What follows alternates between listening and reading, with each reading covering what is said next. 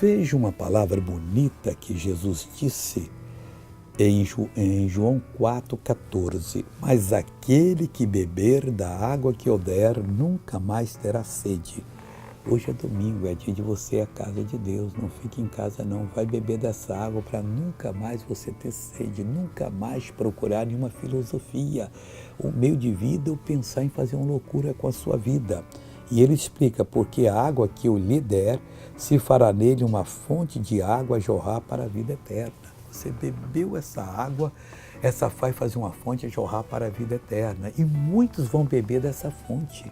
Você vai ser uma bênção, você vai ter o prazer de levar a Cristo familiares, pessoas queridas, amizade e até o maior amor da sua vida, e você vai mudar para sempre. Você vai ser uma pessoa segundo o propósito de Deus.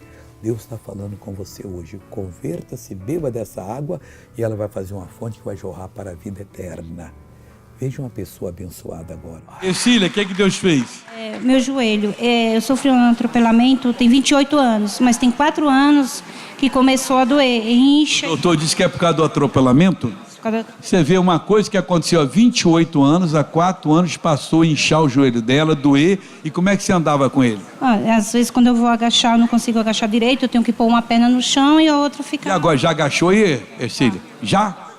Oh, glória a Deus! Agora eu quero orar com você. Meu Pai, meu Deus, eu uno a minha fé com a fé dessa pessoa, eu paraliso toda a ação do inimigo, eu proíbo que continue e eu digo fora, em nome de Jesus.